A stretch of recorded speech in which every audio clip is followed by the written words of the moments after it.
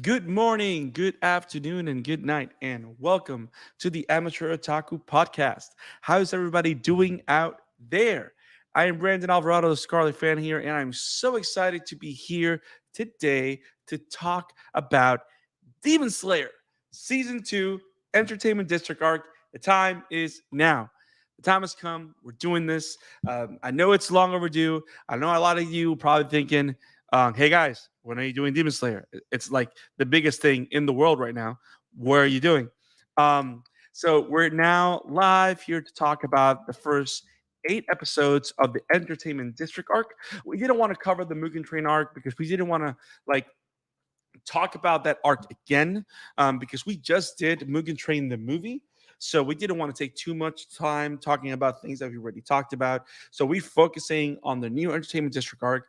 After today, we're going to be covering this weekly. So we're doing a little catch up today. We're going to talk from episodes 1 through 8. We are going to talk a lot of spoilers about it, but we're really excited to talk about this. Just a lot to discuss. A lot of character growth, a lot of interesting action, a lot of crazy, sexy weird stuff, but a lot of great content. This still is a phenomenal show, and I can't wait to talk about it with the one and awesome Isaac Wolff. What's up, man? This will be a flashy live stream. Yes, it will. Yes, it will. Yes, it will. I love your name, by the way. The Flashy Punisher Slayer. I, that's too much of a name. I mean, I'm one to talk. I'm actually, you know what? I'm God. You serve me. You do what I say. I'm sorry. I was trying to channel my inner Tengen, but I guess it didn't work. Um, but hey, Isaac, how you doing? It's going good. I'm just Awesome, tired awesome. as usual. Are you excited to talk about Demon Slayer? Yep, I'm certainly am. So, I'm um, certainly. now let me ask you this: I know where I stand with the whole Mugen Train thing. Are you glad that we're not doing Mugen Train again? Because I kind of am. I mean, did you actually Yeah, watch it though? Because I didn't watch it. Did you no, actually watch the honestly, episodes? I did not watch the. I honestly did not watch it, rewatch it, so to speak. Okay. Because now the only thing I'm thinking about is, did we miss anything that they do? Did they expand any scenes or anything? Um, I think we should talk to Mike or Leo to see if they actually watched them, because I don't know, maybe there's little things that we missed. But at the same time, it's like the movie was very, it was long enough, it was perfect. Similar to, I mean, we just did the recording on the Main Abyss. Uh, Dawn of the Deep Soul, kind of like season 2 movie, and that was just perfect, similar to Mugen Train being perfect. So I didn't want to like watch the show and feel let down. You know what I mean? Because Yeah, it kind of takes a bit of the excitement away if they try and water it down with um, edits and whatever as opposed to watching the movie. And actually, I had the advantage. I think Funimation's equivalent over there in Sweden is Vakinen, right? Or is that Crunchyroll's equivalent? How does that work? it's kind of. It's guess I don't know how to call it now, so considering Sony is owning both Wacom, Crunchyroll, and Funimation. So Oh, so it's like, okay, they own everything. Why not? Um, but yeah, it's kind of like I didn't want to watch it again and feel let down when the experience of watching that film was just so great. But yeah, so we're focusing on the Entertainment District arc, which is kind of, I would even call it like a season 3, even though of course we can't call it that because apparently that's not what it's supposed to be. Because to me, Mugen Train was season 2. This is like a season 3.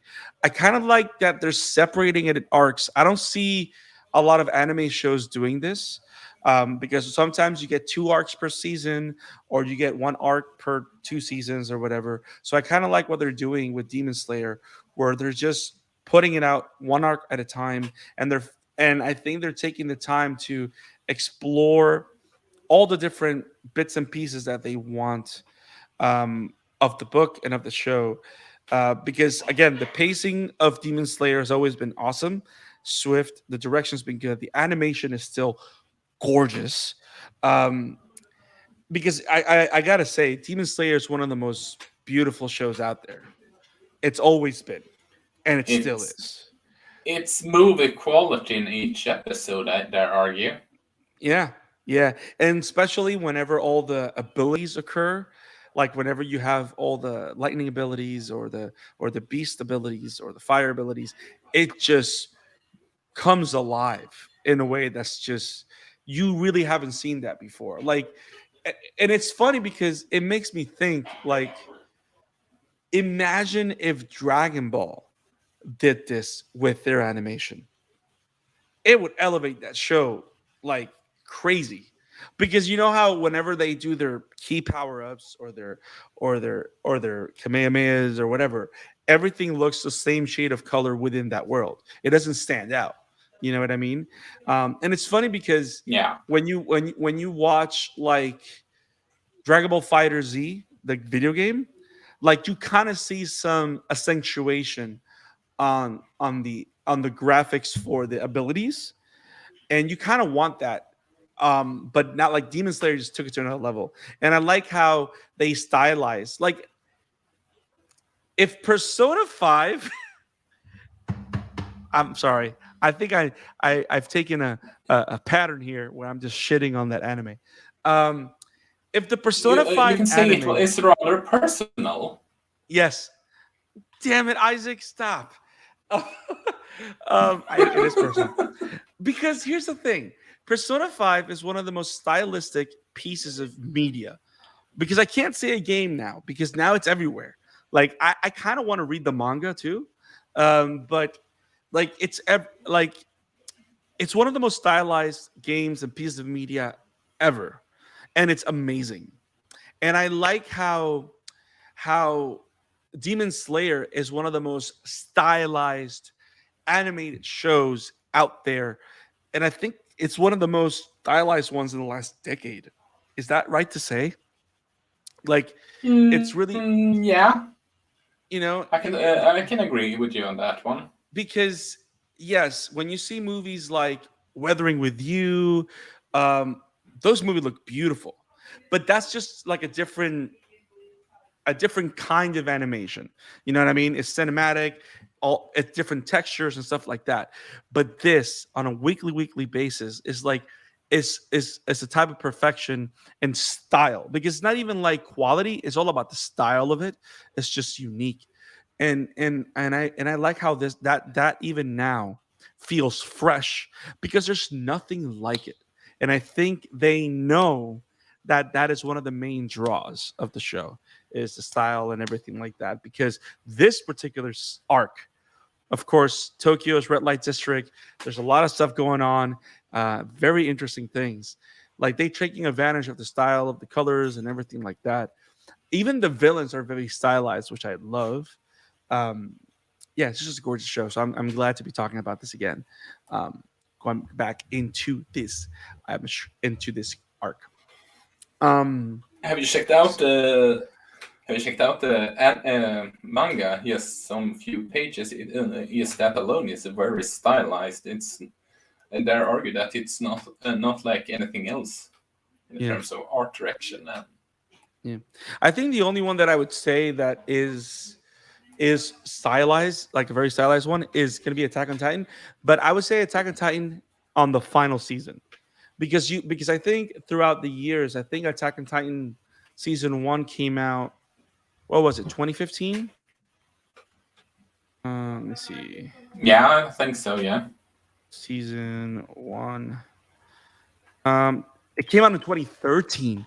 Yo, Attack on Titan Oh, has been on the air 10 years almost. Wow. It took that's 9 years, insane. 4 seasons in 9 years. So season one was And season 2013. two. Season two was 2013. Oh, wait, season two was 27. No, no. Oh, so there's a 4 year gap between season one and two. So there's a season gap there. There's a 2 year gap between season three and then, oh my God, that's crazy.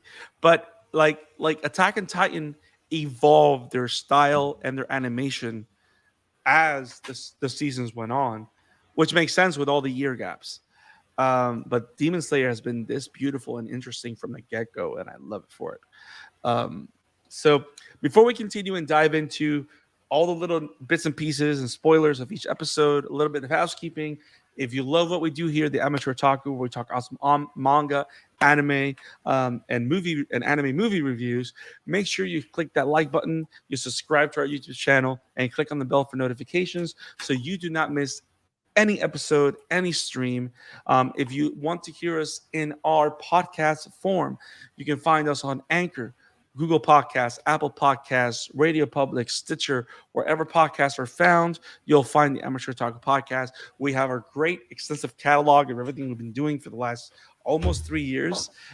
We've talked live action adaptations, we've done live action comparisons, we've talked to voice actors, we've done a lot of great, awesome stuff, and we're going to keep doing it, and you don't want to miss any part of it, so make sure you follow us on YouTube and on Twitter at the Amateur Otaku Pod.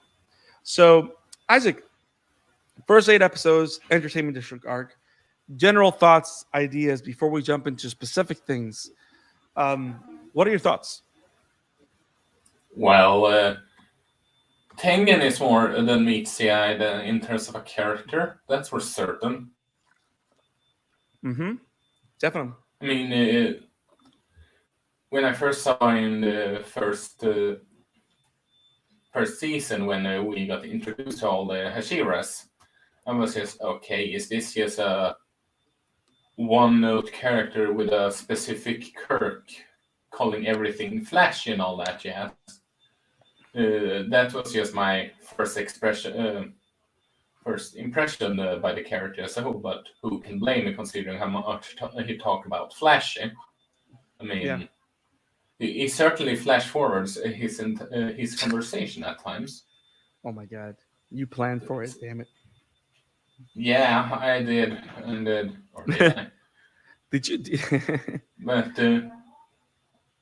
But then later on, within this arc, dare argue that he comes off as, I wouldn't say the most of the, because, well, we haven't seen the rest of the, deeper into the rest of Hashiras, but he is a much more, he's a much more developed and nuanced character, and much to the whole, with from the news, from a different side of the Demon Slayer area that they haven't explored, with him being a shinobi and all that jazz. Yes. Which many thought was an extinct clan. Yeah. And you know what I thought about it? I was actually thinking about that very same thing. So I'm really glad that you mentioned it. I was just thinking about how primarily you would assume that, based on what we've seen so far, like every demon slayer is like an offshoot of a samurai, right? Is a specific samurai of a specific school of battling and whatever. But the idea that he's a shinobi, which means that he's a ninja, more or less, right? And the idea that every Hashira has a very specific skill that is not just like an elemental skill. You know what I mean? Because we've only really met what 3 Hashiras. Like we've seen them all, but we've only really met 3. So we've met Rengoku, Shinobi, the R.I.P. Rengoku, and Tengen. Oh yeah. Sound, and then the female one that she specializes in poisons. The one that's like a butterfly. Shinobu, is it? Shinobu, yeah. It's like Shinobu. I forgot her name. So she's kind of like a ninja, but she's like kind of like a herbalist. It made me think how it feels like each of them is like a different job class. Like if you were playing like Final Fantasy Tactics or like Fire Emblem, like they all have like a specific job class that, you see what I'm saying? like they all have that it has kind I of was like a just spin laughing to it. that you mentioned Fire Emblem and not to me. You know what? I make some sense sometimes. Um, but you know what I mean? Like I like how, because you know that when you go to Naruto, right? It doesn't matter what style they have. They're all ninjas. You know what I mean? And it's kind of the same thing with Demon Slayer, but I like how you kind of see that they're branching it out a little bit. I mean, they're doing their own they're doing the same thing as Naruto, but in a smaller sense, which means that every character is going to be very, very, very unique.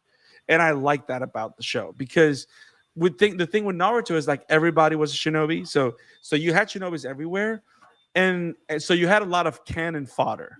You know what I mean? Like especially in the Fourth Great Ninja War, Yeah. there was a lot of this. There was a lot of collateral damage, but you had those very few people that were like very, very, very, very unique. Here, every character is stupidly is crazy unique, and I like that because that way it allows the story to move a lot quicker because you're only focusing on the unique characters. You're not wasting your time on anything else. You know what I mean? Does that make sense? Yeah. I like so yes, Tengen is awesome.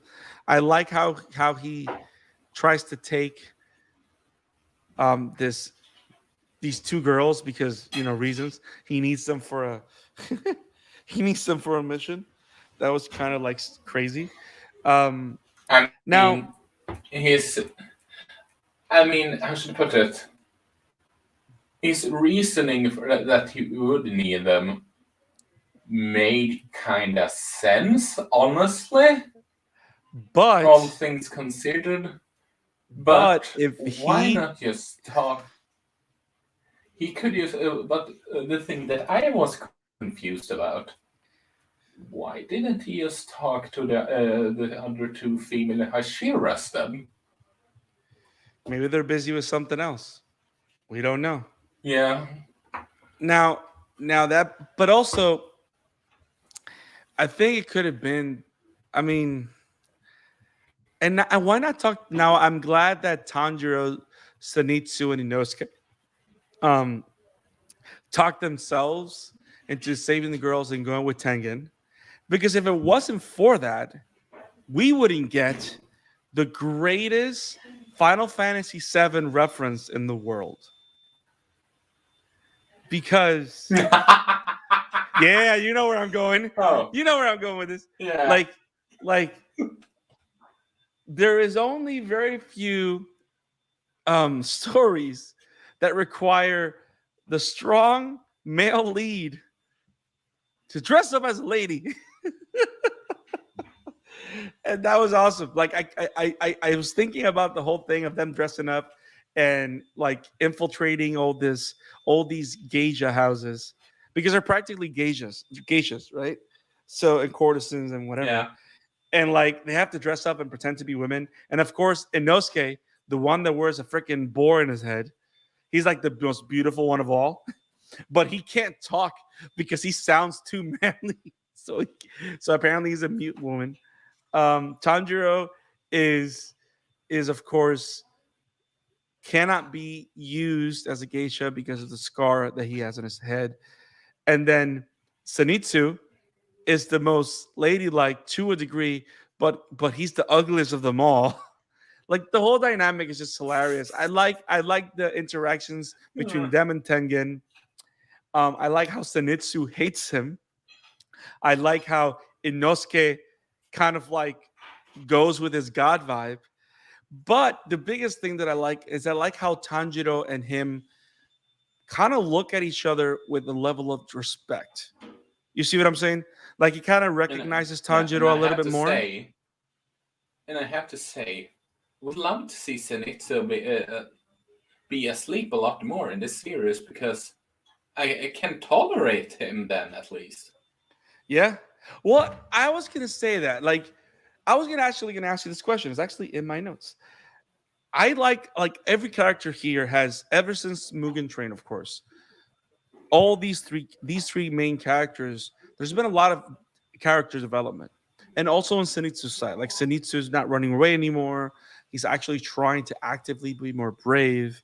So with the growth of his character, do you find him more acceptable? I'm not going to say appealing, but is he more of an acceptable character He's for you? still Is he? obnoxious. He's still obnoxious most of the time, but like I said, the more he's asleep, the more the better he is. And That even sounds so I mean, horrible. even Inosuke mentioned that maybe you should be asleep all the time That or is so something bad. like that. I can imagine. I mean, am I Hey wrong? guys, hey guys, we're gonna go out. Hey, Isaac, I said, Zenitsu's coming. It's like, damn it, can we knock him out first? And you're like putting like something in his drink and shit. Like that would be so bad. It's like, why is Zenitsu But drugging? Because Isaac keeps drugging Zenitsu. I don't know what's going on. He prefers him asleep. let's not go.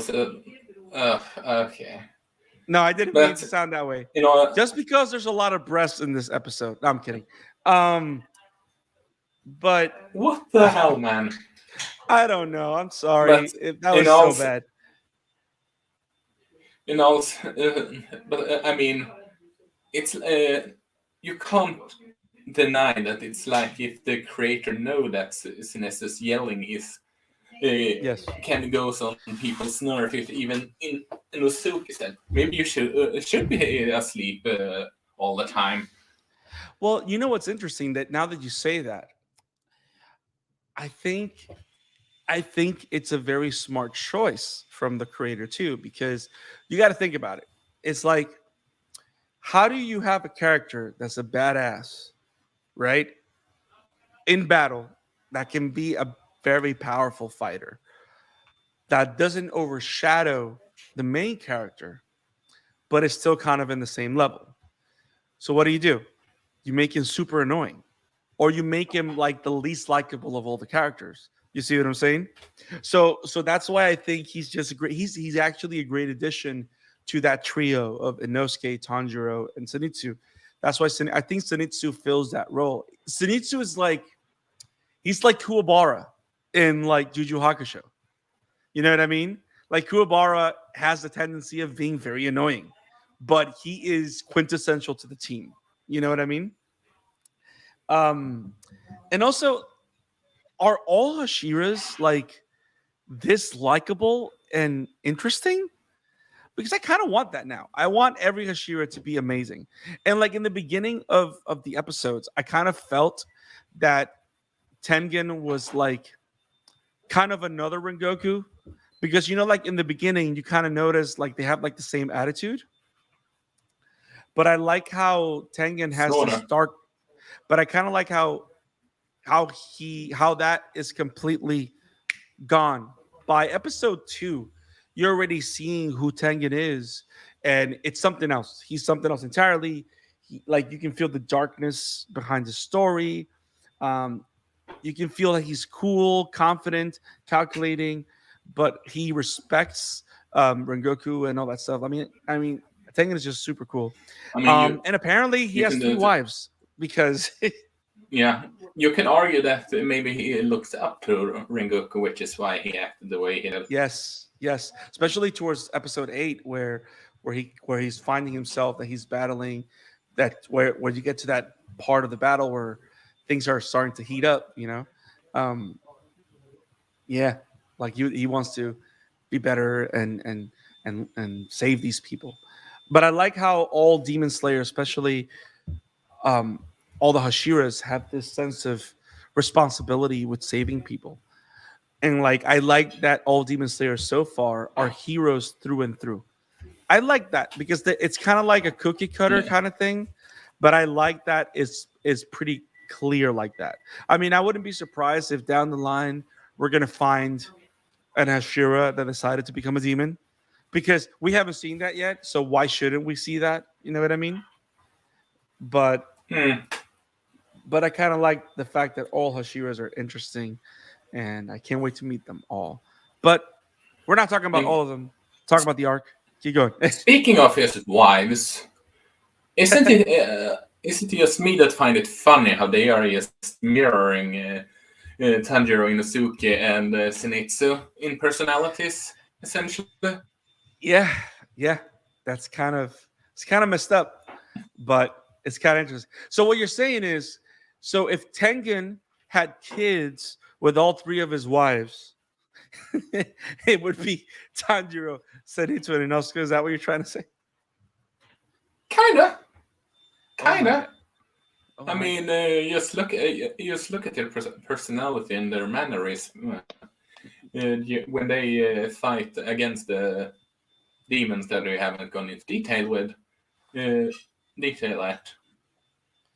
We I have the mean, one that, oh, I'm so scared, and the one that is, yes, shut up and fight, and then we have the more calm and collected, but still going on fighting, damn. even though Yeah, it's yeah, she just got poisoned. Similar how Tanjiro still fighting, even though he probably broke in a couple of ribs along yep, some other stuff during the yep, fight. yep. If you really think about it. I mean, you're right. You're not wrong. You are 100% right. You are 100% right. Um, now, out of the whole episode so far, I love the whole thing with the entertainment district. I like how Demon Slayer kind of works its way within actual Japanese history. It reminds me of how Rurouni Kenshin writes their stories within historical periods, right? I like how Demon Slayer does that Yeah, too, because it feels like something happening now. You know how some films kind of include like historical periods, but then they go so much into the fantasy that it becomes pure fantasy and it loses its ground it loses its grip with reality or what it could be. I like how this one I like how Demon Slayer always is always able to keep that sense of being grounded to a degree. yeah. Does that make sense? I, So I like that they're I, doing that. yeah, and yeah. Go on, go on. No. Go ahead. Go ahead. Eh, I have to ask because I don't think we have covered it earlier, but and it's sort of fitting for the whole arc, considering a specific scene. But is Musam's design based on Michael Jackson with his Moonwalker outfit? Because it just screams that with his look and all. I mean, I wouldn't be surprised. I mean, he has the whole MJ thing going. Like even the nose, it's stupid. It's even the nose. Like I wouldn't be surprised. I mean, you got to think about it. It kind of makes sense. Like if you were to think of Michael Jackson, I mean, Michael Jackson, apart from being one of the greatest stars ever, right, or musicians alive or whatever, Yeah, one of his biggest hits in his lifetime was what? A horror based song and video, Thriller. Like the eyes, the all demons eyes are similar to the Thriller eyes of the werewolf form, which is like the cat like eyes, right? So yeah, you would even think like there's definitely some Michael Jackson inspiration because, and you got to think about it with the whole controversy behind him. Michael Jackson wasn't a hero for everybody. I mean, it doesn't. I mean, we're not going to get into what happened or didn't happen. Like that's not what the show is about. But like no, no, the idea, the social idea that some people are always going to have of him being a monster could look like Muzan. You know what I mean? Because yeah, and what's also interesting is that at least from what we can see from the first time we see Muzan in season 1, he's kind of like an important figure in society. Like he has his hands everywhere, especially in places like the entertainment district or stuff like that. So, so I do find that interesting, which I think is a good point that you make. So yes, I think it's intentional. Maybe the author of Demon Slayer thinks Michael Jackson is a monster. I don't know. um, but I guess we'll find out one day. it's just something that bothering me out not knowing, because it's just so similar that you might just it screams this has to be inspired by that. Yeah, yeah. I find it very smart, the whole thing with um I love Tanjiro's detective ability, like his intuitiveness and his skills of deciphering mysteries. I like that about him, like how he kind of figures out. Wait a minute. So what's this word? How what is it that when people run away, that's a perfect cover for demons. Like that whole mentality. The fact that he's always been this very smart kid, I like that about him, and I like that we continue to see more sides of it. I like the fact that Inosuke is growing as a character in this modern world. I think he is the character that I think I find most interesting to a degree in that kind of development, because we've never seen him in a situation where he has to, I don't know, act like a normal human being at least. So it's the first time we see him doing that.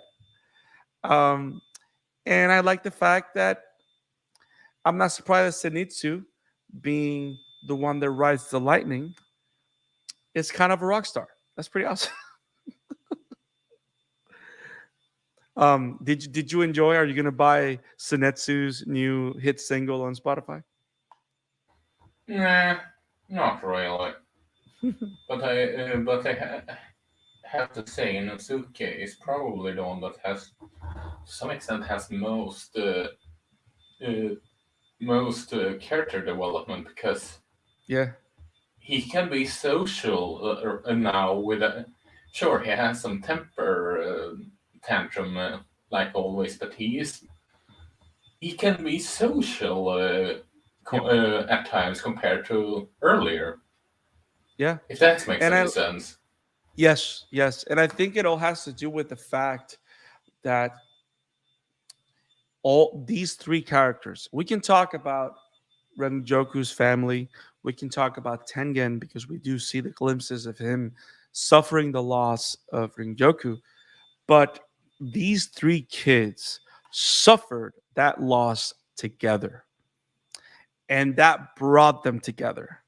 You know, and I like that the writers are able to translate that into their growth and into the development of that relationship. You know what I mean? So I really like what I'm seeing in the screen, especially little things like Zenitsu grabbing the dumplings for Tanjiro in the beginning, them coming together, that Tanjiro knowing that they had his back whenever he stood up against Tengen in the beginning. Yeah. Um, the whole debrief thing of them talking in the rooftops and talking about everything going on. Um, like all those little details are just super cool, because it talks about these characters growing, and that's what keeps a good show. That talks about how great Demon Slayer is, because the characters grow, develop, and it feels, because the fantasy world is a grounded fantasy world. All the characters are grounded because it feels, I think that's kind of what make Walking Dead, at least in the first couple of seasons, so popular, because the Walking Dead wasn't just about the zombies, it's about the grounded relationships between all the people in the midst of the apocalypse, right? So those are like the best stories that you get. So I'm glad we're getting this with Demon Slayer as we keep on, and they haven't lost those touches. um oh, and by the way, I think, can someone get that sword blacksmith, a Sanax or something? Because damn, Tanjiro was just doing his job. He threw a sword and the guy was chasing Tanjiro. That was so funny. Can we talk about the comedy in this show? How is like been hyped to 11 in this season? Have you noticed that? Like Yeah, I certainly noticed that. did you enjoy it? And I do. yeah, Yeah. I feel that it's enough to keep everybody laughing, but I feel that it doesn't hinder the seriousness when it needs to be serious. You know what I Fun mean? fact: guess who's the English voice actor for the blacksmith? Who? Take a guess. Christopher Sabat. No, I've never it's watched not. it dubbed, so I don't know. I've never watched Demon Slayer dubbed, so He is so he's a close friend, the English voice actor of Tengen. I don't know who it is. You gotta tell me. Robbie Diamond. You gotta Hi remind me there, who that is. opening. I don't know. You caught me. My Uh, mind is aloof. Robbie Diamond. He's also from Final Fantasy V. Noctis. No, Oh, into Noctis. that's Sorry. Prompto. That's Prompto. Pronto. Thank you. Nice, nice, nice. That's cool. That's cool. Um, so all these character developments are awesome. Now, do you like that they picked this to be the next destination? Do you like the demon that they're facing, or Abahime or Daki, whatever her name is? Um, I should. I think that it might sound weird in some aspect to see, but you can. While the Mugen Train was a trip, so to speak, it wasn't as much of a. It wasn't as much of a. I wouldn't call it big on world building compared to the Destruction arc, honestly. mhm. The Entertainment District arc. Here you boil down to a specific area, but you manage to go into history and reason of why and all that jazz. With the Mugen Train, even though I love that movie, it's essentially just you need to go from A to point B.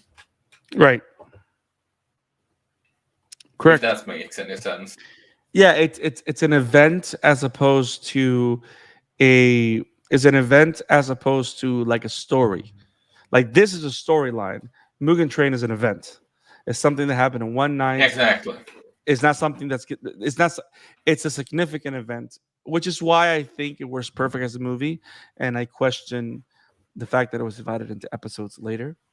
I might have to watch the episodes before I because I keep criticizing and I haven't, and that makes me a bad reviewer. um, but yeah, Agreed. that's something. Oh, you're calling me a bad reviewer now. No. But yeah, it's I agree with you. I agree with you, and I like the setting. I always like the whole thing about. I always loved Japanese culture, so I'm glad that we're seeing those little things here and there. Um, about the villain, Daki, and we'll of course talk about the brother and the whole thing later. But a super crazy villain, interesting powers, very unique, very cool. But Musan Kibutsuji, I like how, apart from the fact that apparently he shapeshifts a lot, apparently, because I know that we saw him once as a woman in a woman form last time. Now we saw him as a kid. I like the idea. Did you feel like the Omen reference in the first episode when he's in his little boy form and he's talking to Akaza or Akuza or whatever his name is, the upper three? And Yeah, because you know the the one Omen, that killed Rengen. uh, yeah, yeah, and the whole thing with that's kind of like an Antichrist, like the Omen kind of thing, where you have a kid that's literally like the devil, right? That's Yeah. kind of like they're kind of like painting him like we know that he's the ultimate evil, but I like that they're still putting him in that and that idea, and I like how it happened now, because you know how when you walk away from Mugen Train, you see the battle that happened with Rengoku, and that was an epic battle, two super crazy powerful fighters from both sides going at it, right?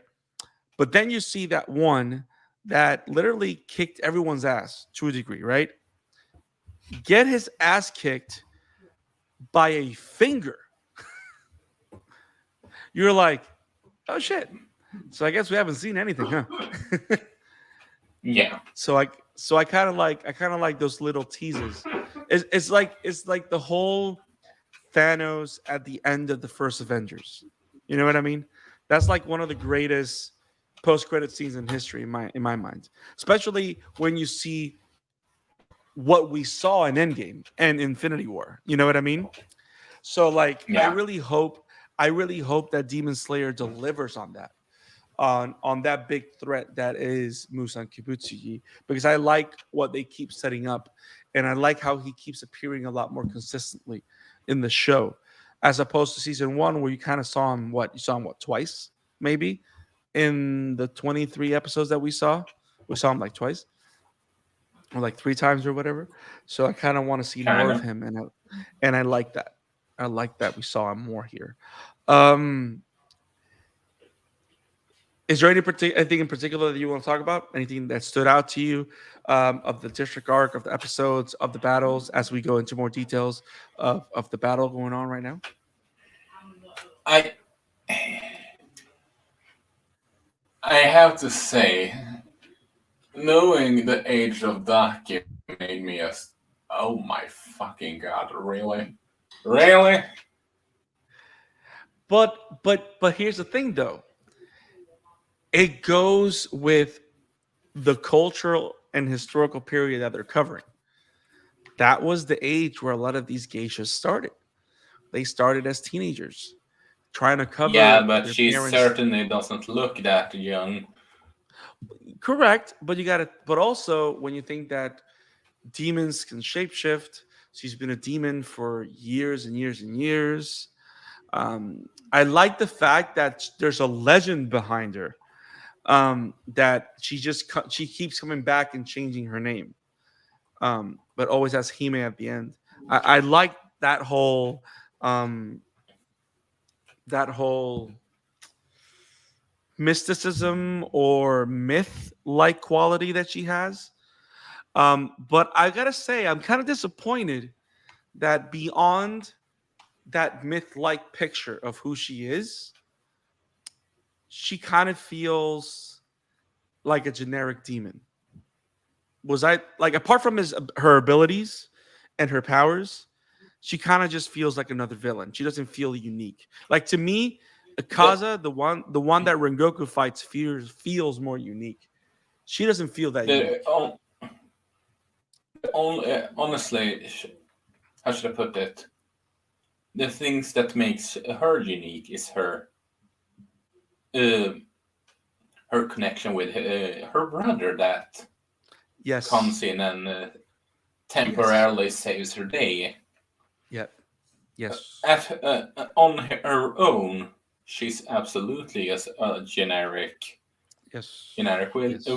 But I think it was an interesting way of making parallels between demons and human siblings, considering that became supported by her brother, and Tanjiro supported his sister when Right. she went all cray cray.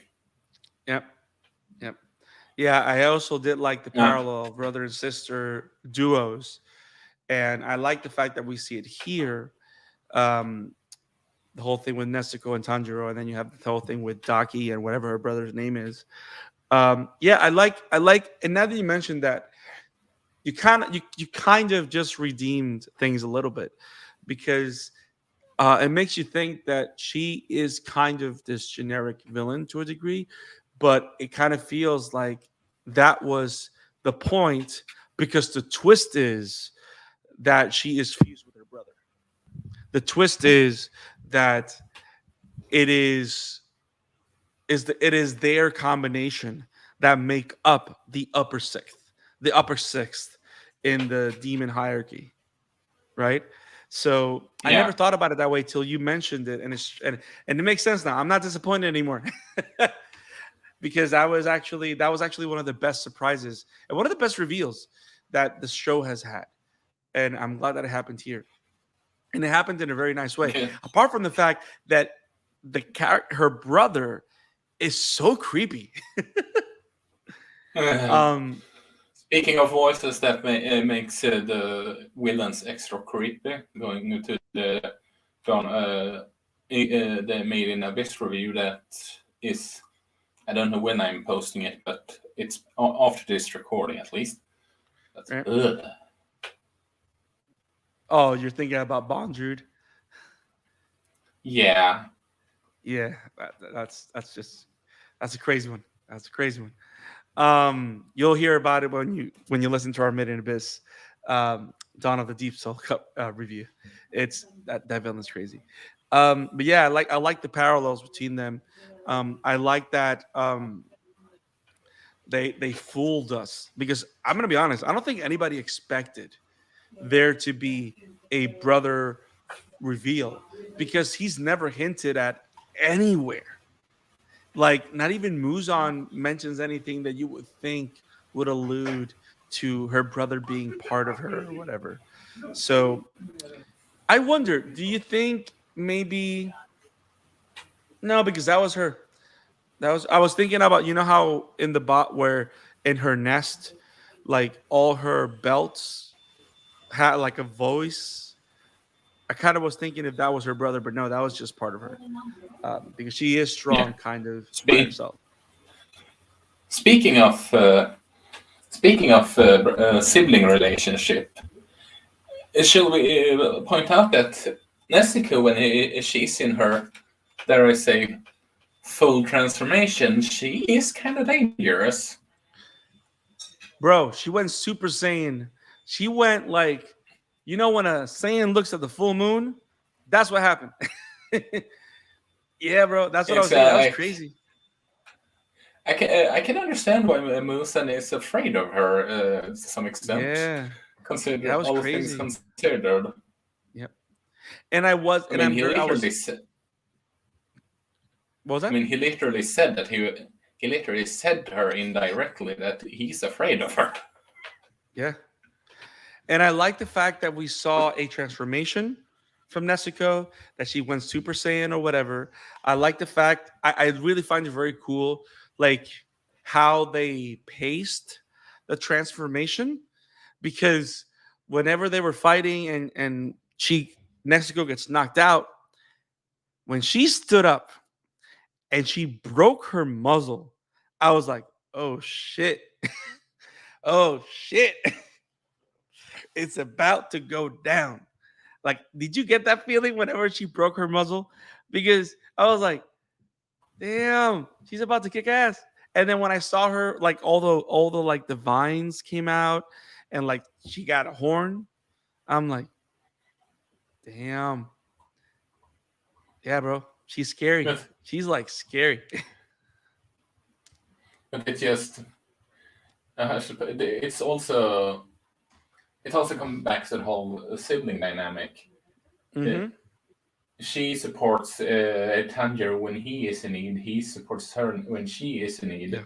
So sort of like Hodaki and her brother, they are supportive with each other when they fight together. They take Yeah. care of each other. It's not just a one way.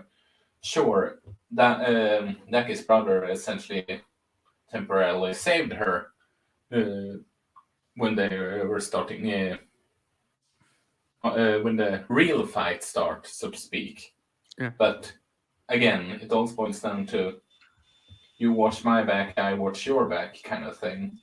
Yeah. It's not just some one-way relationship, even though even if it's just to some extent typical big bro little sister dynamic at the same time. Yeah. Yeah. I also like the fact that there's consequences to like we know that Tanjiro is human, right? So we know that him getting stronger, there's going to be a cost. And I want to talk about the whole sun breathing thing, which, by the way, sounds awesome. Um, but I also like the idea that there's a cost and a danger to Nezuko becoming stronger, because the stronger she becomes, the the stronger her demon appetites grow. And I like how it's kind of like um, one thing goes with another. And I liked how it was dangerous to have her see blood, and how she couldn't control herself, how she lost herself, because we haven't seen her lost lose herself since episode 1. We haven't seen her do that again. You know what I mean? She kind So of did, but she kind of didn't at the same time, considering she did defend the Tanjiro at the beginning. no, no, right, right. But in the beginning, she was going to kill Tanja, right? But what I mean by that, like, she didn't go full blown. Like, even when the whole trial at the Demon Slayer mansion occurred, she didn't lose control. You know what I mean? Like, we haven't Yeah. seen her like lose control to this degree since the first episode. So I kind of like that that comes back, especially as she's getting stronger. So I like that, even for a character like her, where, I mean, for the longest time, awesome fighter and like the cutest thing in the universe, right?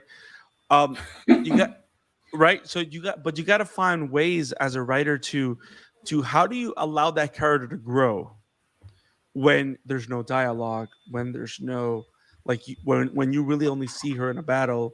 You know what I'm saying? Like, how do you make that Yeah. character grow? And I like that this is how they're doing it, because it fits and it feels right. So I like that type of character growth, that they're finding ways of allowing every single character to grow, even her. So I really like that about what's going on with the show right now and what's going on with her character. Um, Now, about the sun breathing, I like that now the whole thing with him wielding fire or whatever has a name. And I actually really like that it's not him learning Renjoku's style. I like that it's something else and that they're able to define it as something else, And it because also explains why Musan wants Tanjiro dead. specifically dead. Yep. And Yep. we also get a glimpse on a certain someone that more than likely scared the shit out of him, Musan at Yeah. this. Yep. Probably the first one to ever go toe to toe to Muzan and be close to destroying him. So now, and we also kind of have an idea of why Muzan targeted his family. Because you got to also think that, because in my understanding, only Muzan can create other demons, right? Like, if a demon bites another person, they don't become demons, they just get bitten, right? That's not true. The what's the demon's name in Mugen Train again? No, but he didn't create other demons. Yeah, He but just he tried to convince that he would allow him to make him a demon instead of no, killing no, him. no, no. He convinced kids. Well, you talk about Akuza with Renjoku. Yeah, he No, no, said he that was may make you a demon. right, but but what we've learned from the beginning, when he says something like that, is because he's going to take him to Muzan, because Muzan is the only, because remember, everybody is a demon because they have Muzan's blood in them. And any demon can become stronger if they eat humans, but they cannot make a new demon. That's why every time you see a demon's backstory, Muzan is involved, because only Muzan can create other demons. That's why they want to target and destroy him. So Akuza, what Akaza or Akuza was old, he was only trying to scout and get Renjoku to come with him, but he doesn't have the ability to create a demon. It's only Are Muzan. you are you Yeah, sure? yeah. Because I'm fairly certain that he could do it on himself. Yeah, so I'm gonna do.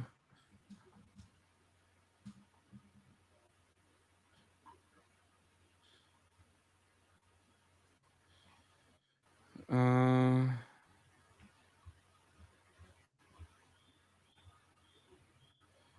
yeah, I just looked it up on Google just to be sure, and yeah, Muzan is the only one that can create demons, which is which Okay. which is which is why it makes sense that it was Muzan himself that targeted Tanjiro's family and killed everybody. And it wouldn't be surprised that as a means of revenge on the clan that scares him, he turned Nezuko into a demon. He just was never expecting Tanjiro to survive. He just wasn't expecting Tanjiro to not be there. You know what I mean? Yeah. He thought that he killed everybody. So that's probably why. Like I like now how now we actually have because in the beginning we had a tangible connection to Muzan, right? Like Tanjiro could recognize the smell to Muzan. So he had a tangible connection to the event. But now we're slowly getting closer to a personal connection between Tanjiro and Muzan to make everything more serious. So I like that. Because now it's not just the whole thing about trying to find a cure for Nezuko, not just about stopping demons altogether, but it's about this guy targeted my family. Like he wasn't just walking by and ate my family, right, and killed them. He targeted them for a reason. And I like how we're kind of like drawing close to an answer and an idea, and how it's all linked to Tanjiro's ability. And interestingly enough, is now linked to Nezuko's ability, because did you hear what her blood does? Apparently, her blood creates fire that only hurts demons.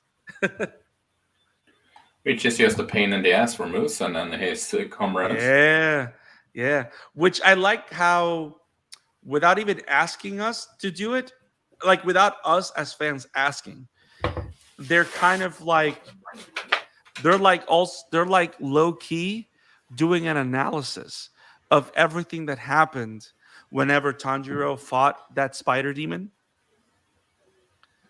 Yeah. because we have no fucking idea how the hell he wielded fire and why all the webs burst into flames whenever Nezuko's blood got on him. Like we thought was, holy crap, that sounds awesome. You know what I mean? We all saw just Yeah. an awesome thing.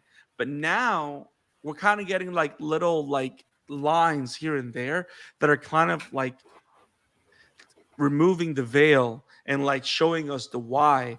And like, no, this wasn't a freak occurrence. It has to do with with their family's connection to the art of sun breathing, and how that's the original breathing technique, and how it's like, oh, and by the way, I don't know if you know this, but to me, um you know how every demon slayer, before they do a technique, they say what the technique is. Well, it's kind of shonen jump-ish, so that's nothing new.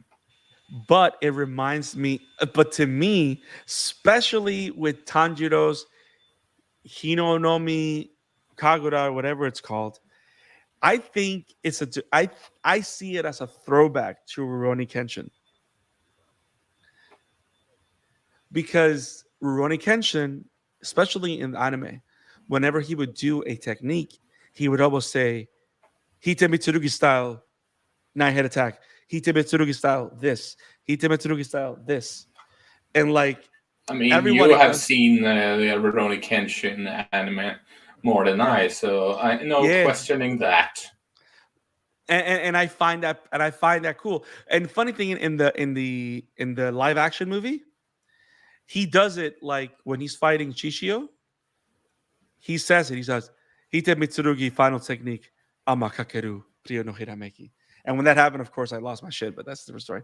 But I like how, because they're samurais and all this, I like the connection. That's just me being stupid. But yeah, the whole thing about the sun breathing sounds super cool. I like the fact that it takes a toll on him. It's not something that like it is. He knows he needs to grow on it and stuff like that. So I can't wait to see how that ability continues to grow, and also how he's gonna be the first demon slayer that we've seen that's going to wield two styles, because he's going to be using, because it looks like he's going to develop a way of either combining them, or he's going to be using the the sun breathing as the offensive and the water breathing as defensive. So what you're saying is he's going to be the samurai answer to Shoto, To who? My Hero Academia. No, he is going to be the and he's going to be the demon slayer answer to every Pokemon release. Sun and Moon, Red and Blue. The I two mean, complete. Shoto uses You fire know and what? That's ice, and ice is essentially frozen water. true. True. So what are you saying? He's going to develop the vapor technique. Probably. Who knows? Flash fire. Um, yeah. Um, I don't know, man. I think we've talked a lot about everything. I mean, the battle is intensifying. They're fighting like his Tengen's wives have joined the fray. Um, Tengen is poisoned. I kind of don't want him to die. Like, I think we've already lost one Hashira. I don't think we need to lose another one, because I don't want it to be a pattern. Because I feel that if he dies, then we're gonna expect every time we meet Hashira for them to die. You know what I mean? Yeah. And then their deaths are not gonna mean anything. So I really hope that he survives and makes it out. Um, I wouldn't be surprised if one of his wives dies, which I don't, not that I want them to die because they're all sexy. But but yeah, I said that. Oh my. Oh Dios míos. Um, Aquaman. So Hey, you were Aquaman in this case. I did. I'm a very there's a lot of water. So I Oh my. I but because it will be a win for them. I mean, I think the characters need a win after the whole big thing, because that's the big thing. Like in Mugen Train, they like won the battle, but they lost the war. You know what I mean? Yeah. So I think they deserve a win. They deserve a win, and I hope, and I know it's going to be creative because they've been very good in the way they close these battles. So I can't wait to see more of this and how it closes out. And I can't wait for us to continue to cover it weekly. So I'm really excited to what's going to happen. But I like how it's going down right now. I like the fact that Inosuke and Zenitsu are working. Zenitsu is asleep apparently, but I like how Zenitsu and Inosuke are fighting Daki, and Tanjiro and Tengen are fighting his brother. Um, I like how it's a fight against time, because we don't know how much of the poison is going to go through Tengen's system and make him unable to battle. We know that Tanjiro is injured, so the stakes are very high, and it's very exciting. So I can't wait to see more of this battle and see how it concludes. Do we know how many more episodes we have? For season 2? No, Or I do not. at least for the entertainment district arc. No See. clue. Let me see if there's an episode count. So,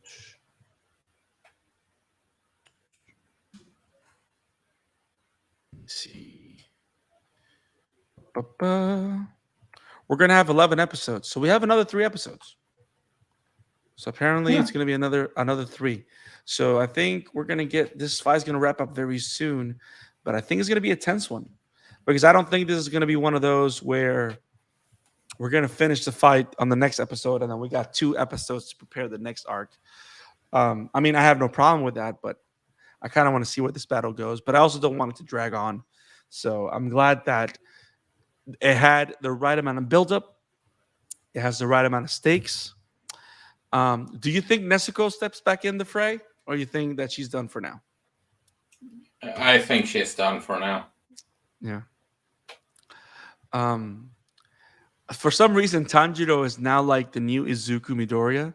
Like every time he finishes a big battle, he's fucked. He's like fucked up, like in a bed. Like, like he's gonna end up like with scars all over his. Oh my god.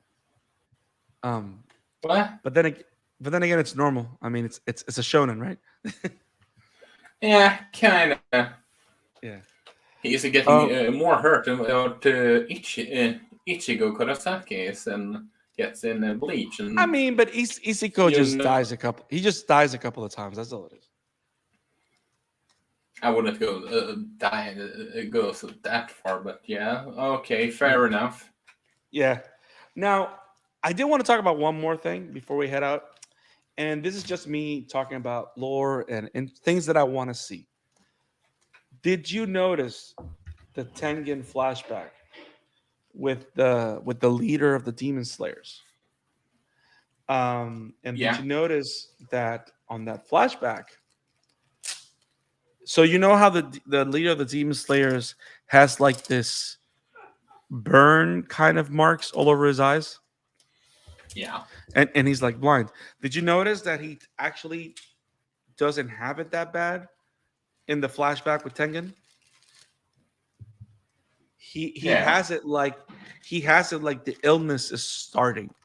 So I wonder if I can't wait. I'm so interested to see what the story behind him is, and what the story behind this illness is. Like I kind of want to know more about him now. Like not that I didn't care before, but I kind of want to know about him more now after watching that flashback, because I'm like, oh wait a minute, so he wasn't always like this. I kind of want to know who he is now. Random so I can't- trivia. Yeah. Do you know who the English voice actor for him is? No. Yes. I don't know. The voice of Arden. I don't know. Matthew Mercer. I know him. What does he do? No, I know this name. Well- What does he do? Or what hasn't he done? Like I feel like he does a lot of shit. He's the voice of a certain JoJo character, the most popular JoJo character. He's the voice He's the actor vet of Jotaro. Yeah. No. So what you're saying is that Also, he's made his career screaming a lot. Is that what you're trying to say? and the fun fact that the Japanese voice actor for this character is none other than the same voice actor for Sephiroth. Also, no, I'm not joking. Oh my god. Of course, calm and collective and destructive. Beautiful. I don't think I want to meet this guy in real life now, ever. I'm gonna fear for my life. But yeah, so I don't know. I think that's all. I think that's all we got. What do you think? Yeah, it's I can't- been a long ride. Yeah, I can't wait to watch more of this. I hope that we talked some of the points that you guys enjoyed of the Entertainment District arc so far. We want to know what you think. So let us know in the comments. Send us questions on Twitter. You can find us at Amateur Otaku Pod on Twitter, where you can share us your thoughts, send us questions, we'll answer them, recommendations, things that you think we should cover. But of course, let us know what you think about the current Demon Slayer Kimetsu no Yaiba Entertainment District arc. We want to know what you think so far, what your predictions are for next week's episodes. If you know what happens because you've read the manga, please be nice and shut the fuck up. And don't tell us what happens. We want to find out. But we will see you next week when we cover the next episode, which is episode 9 of this Entertainment District arc. We have another 3 episodes. We're very excited to see what happens because we love everything that's going on with Demon Slayer. So Again, thank you for joining us. Isaac, if people were looking for you in the webs, where could they find you? Well, they can find me over at Volvo Entertainment with my work, and you can find me over at Emblemaniac on Twitter. You can find me at the Scarlet Fan 52 on Instagram and at the Scarlet Fan 52 on Twitter. And you can find us at Amateur Otaku Pod. Make sure to subscribe to our YouTube channel. And thanks for the love. We're at 79 subscribers now, which is awesome. We're almost there at 100. So we've had thank you guys for all the support you've given us, and we hope that we keep giving you awesome content to enjoy as we talk and talk and talk about the awesome anime that we watch, and hopefully the anime that you watch, and we can start a conversation because anime is awesome, and that's why we do this. Have it awesome, guys. Peace. Peace.